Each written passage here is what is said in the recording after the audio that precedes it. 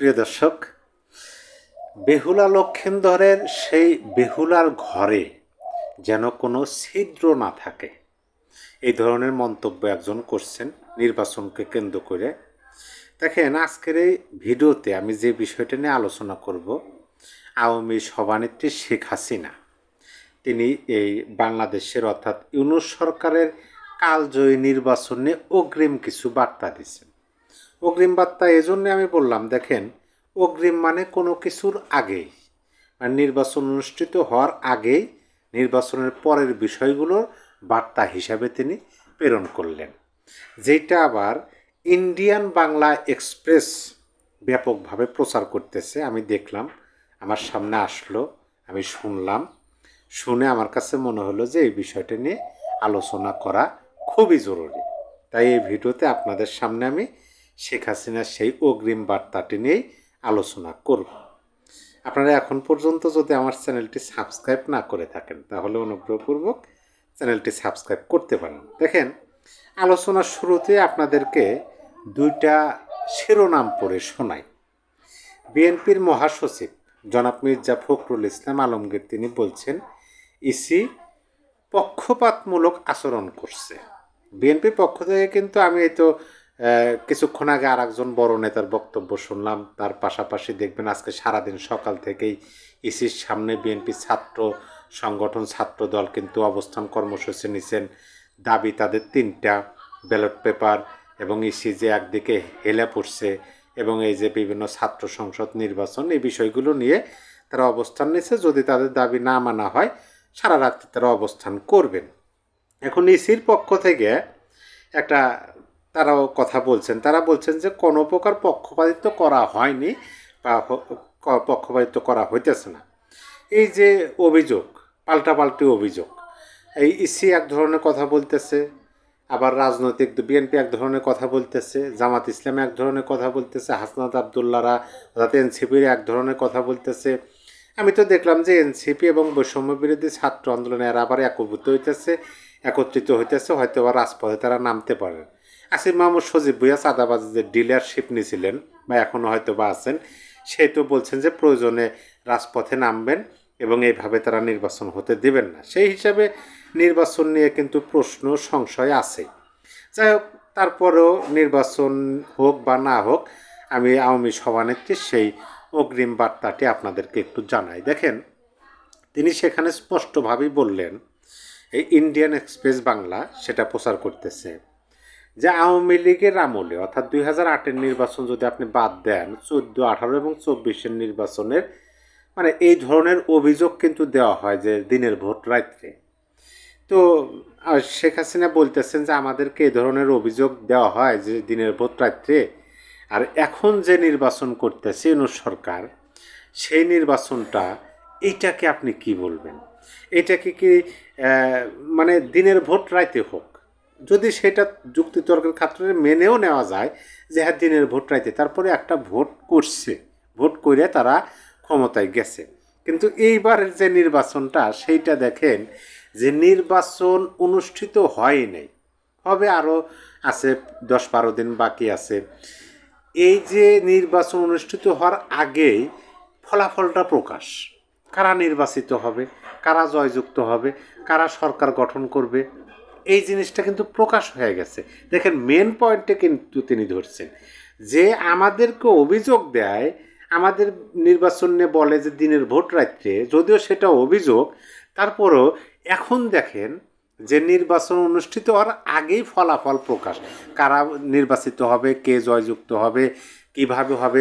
এখানে তিনি আর একটা পয়েন্ট যোগ করছেন, সেটা হলো যে এই যে তারা এই ইউনূস সরকারের কথা বললেন, যে ইউনূস সরকার যে ক্ষমতায় আসছেন, একটা উপদেষ্টা পরিষদ গঠন করছেন, এইটা তো অনির্বাচিত, অসাংবিধানিক, মানে কি বলে, মেটিকুলাস ডিজাইনের মাধ্যমে ক্ষমতায় আসছেন।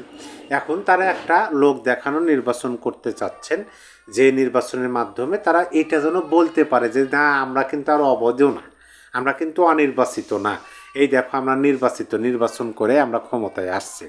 মানে শেখ হাসিনার বক্তব্য অনুযায়ী আমি যেটা বুঝলাম, তিনি যেটা বোঝানোর চেষ্টা করলেন যে তারা যে যেভাবে বলুক, রাজপথে তারা যেভাবে একে অপরের দিকে মানে অভিযোগ তুলতেছে, মুখোমুখি বক্তব্য দিতেছে, কিন্তু মূলত হলো যে এই নির্বাচনী আমেজটা, নির্বাচনে যে একটা আমেজ আছে সেই আমেজটা দেশের মধ্যে তৈরি করা, যদিও সেটা তারা পুরোপুরি ব্যর্থ। এবং এই আমেজের পরিপ্রেক্ষিতে একটা নির্বাচন করে তারা সবাই মিলে ভাগ বাটোয়ারার একটা সরকার গঠন করে রাষ্ট্র পরিচালনা করবে, এই বার্তাটা মানে এই ইঙ্গিতটা তিনি দিলেন। এখন আমি যেটা বললাম যে অগ্রিম বার্তা, দেখেন নির্বাচন হবে কি না এটা কিন্তু এখনও আমাদের মধ্যে সংশয় সন্দেহ, তারপরও নির্বাচনের বিষয়টা কিন্তু তিনি খুব ভালোভাবে এটা বলে দিলেন।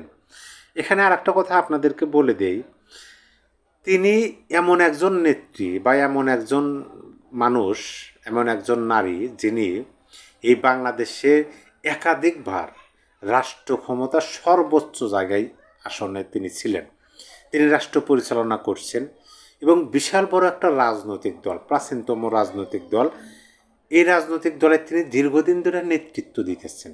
এখন যারা রাষ্ট্র পরিচালনা করেন তারা কিন্তু বুঝতে পারেন, এটা আপনি ভবিষ্যৎবাণী বলেন আর যেটা বলেন, তারা কিন্তু বুঝতে পারেন যে কিভাবে কি হচ্ছে বা কিসের জন্য কি করা হচ্ছে, তারা কিন্তু এটা খুব ভালোভাবে বুঝতে পারেন।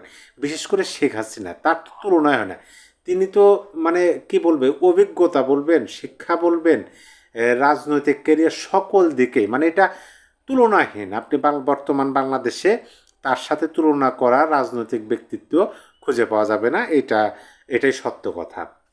তিনি যখন এই ধরনের কথা বলতেছেন যে এমন একটা নির্বাচন ডক্টর ইউনূস অনুষ্ঠিত করতে যাচ্ছে যে নির্বাচনের ফলাফল আগেই প্রকাশ, দেশের মানুষ জানিয়ে ফেলাইছে, দেশের মানুষ বুঝতে পারছে যে তোমরা কী করতেছো, নিজেদের বৈধতা দেওয়ার জন্য। এখানে গণভোট নিয়ে তিনি আর একটা কথা বলছেন যে গণভোটে সরকার পক্ষ নিচ্ছে, অলরেডি পক্ষ নিচ্ছে, হ্যাঁ ভোটের পক্ষ নিচ্ছে।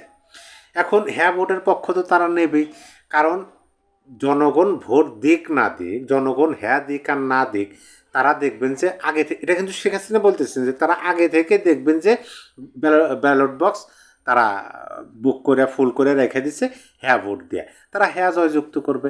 কেন করবে? তারা হ্যাঁ জয়যুক্ত করবে তাদের যে এজেন্ডা, সেই এজেন্ডাকে বাস্তবায়ন করার জন্য তারা হ্যাঁ জয়যুক্ত করবে। সুতরাং আপনি কাকে ভোট দিতে যাবেন? আপনি হ্যাঁ দিবেন, আপনি না দেওয়ার জন্য ভোট দিতে যাবেন, আপনার ভোটের অপেক্ষা তো তারা নাই।